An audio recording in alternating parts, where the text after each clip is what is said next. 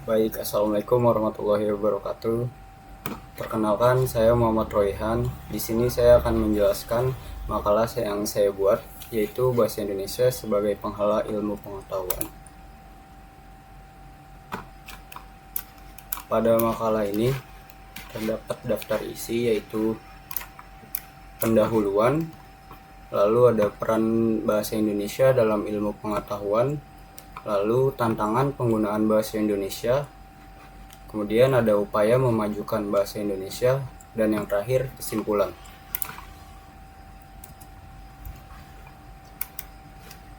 Pendahuluan. Dalam pendahuluan ada latar belakang.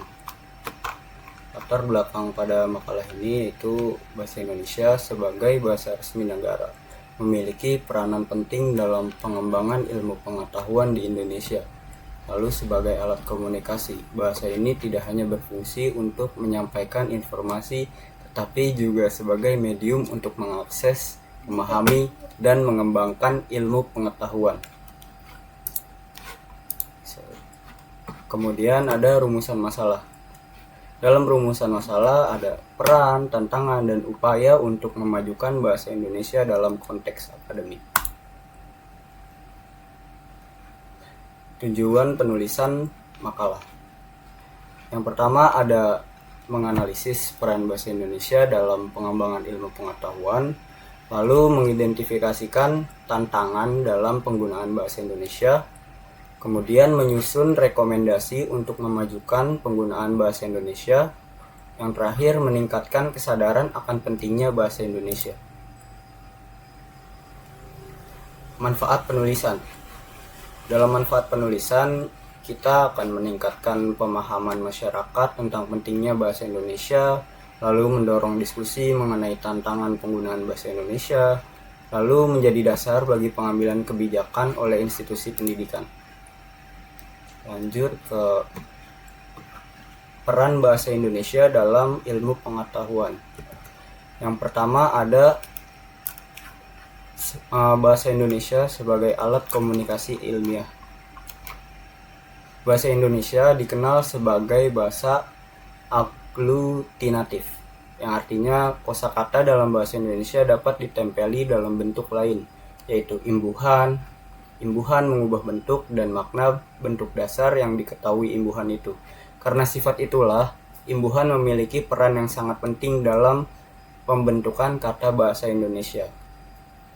Bahasa Indonesia juga memiliki peran yang signifikan dalam bidang ilmu pengetahuan, terutama sebagai alat komunikasi ilmiah. Sebagai bahasa nasional, bahasa Indonesia tidak hanya digunakan dalam konteks sosial dan budaya, tetapi juga lingkungan akademis dan penelitian. Lalu ada bahasa Indonesia sebagai pengembangan literatur ilmiah. Bahasa Indonesia berperan penting dalam pengembangan literatur ilmiah di Indonesia, berfungsi sebagai medium untuk menyebarluaskan pengetahuan dan menjembatani komunikasi antara peneliti, akademisi, dan masyarakat. Penggunaan bahasa Indonesia dalam literatur ilmiah memungkinkan lebih banyak orang untuk mengakses informasi dan penelitian. Hal ini sangat penting mengingat tidak semua individu memiliki kemampuan bahasa asing yang memadai. Kemudian bahasa Indonesia dalam pendidikan dan kurikulum. Bahasa Indonesia memiliki peran sangat penting dalam pendidikan dan kurikulum di Indonesia, terutama dalam konteks pengajaran ilmu pengetahuan.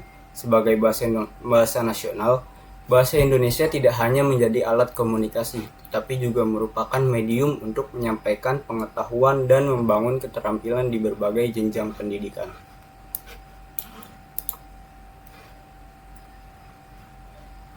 Selanjutnya kita masuk ke tantangan penggunaan bahasa Indonesia. Yang pertama ini ada dominasi bahasa asing. Tentu saja karena pengaruh globalisasi dan penggunaan bahasa Inggris yang semakin kesini semakin banyak digunakan.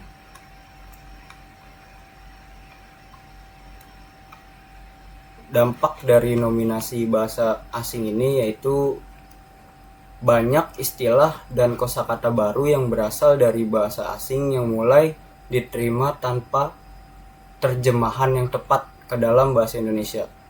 Penggunaan bahasa asing dalam publikasi ilmiah dapat menghambat perkembangan terminologi ilmiah dalam bahasa Indonesia.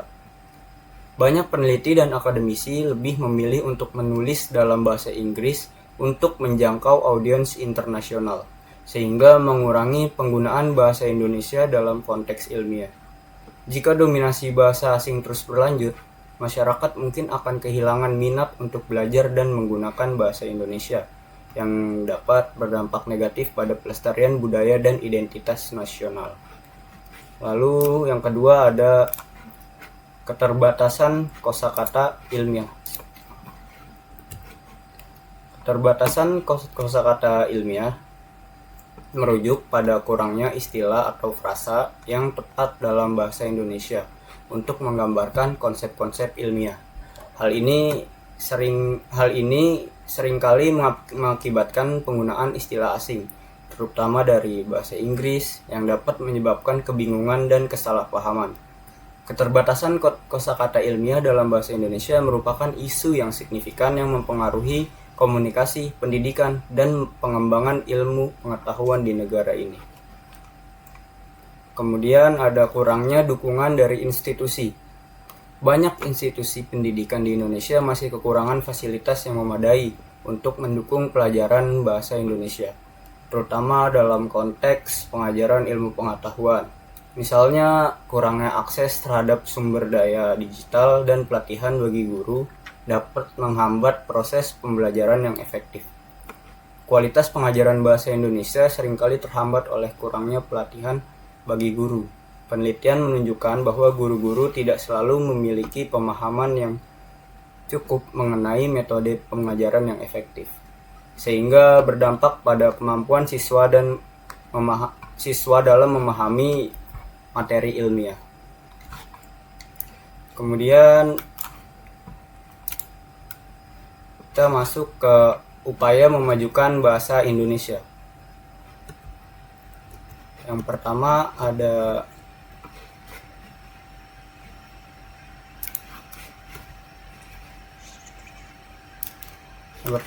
peningkatan kualitas pendidikan bahasa. Kualitas pendidikan sangat dipengaruhi oleh kualitas guru. Pelatihan dan pengembangan profesional untuk guru perlu ditingkatkan agar mereka dapat memberikan pendidikan berkualitas tinggi. Guru yang berkualitas dapat membantu siswa memahami materi pelajaran dengan lebih baik dan efektif. Peningkatan fasilitas pendidikan termasuk akses terhadap teknologi informasi dan komunikasi juga penting untuk mendukung proses pembelajaran. Hal ini memungkinkan siswa untuk mengakses informasi secara lebih luas dan meningkatkan keterampilan mereka dalam menggunakan teknologi. Kemudian yang kedua ada pengembangan kosakata ilmiah. Pengembangan kosakata ilmiah dalam bahasa Indonesia merupakan langkah penting untuk memperkuat peran bahasa ini dalam bidang ilmu pengetahuan. Berikut adalah beberapa strategi yang diupayakan yang bisa dilakukan. Yaitu yang pertama, penggunaan media pembelajaran inovatif seperti media papan selip atau slotboard. Penggunaan media pembelajaran seperti papan selip dapat meningkatkan penguasaan kosakata di kalangan siswa sekolah dasar. Kemudian kartu KK dan kartu gambar. Media pembelajaran berupa kartu KK dan kartu gambar juga efektif dalam mengajarkan kosakata bahasa Indonesia. Media ini telah terbukti layak digunakan berdasarkan penilaian ahli dan respon siswa, meningkatkan minat dan partisipasi mereka dalam pembelajaran. Lalu ada metode pembelajaran kreatif, seperti dialog Iman Asmaul Husna.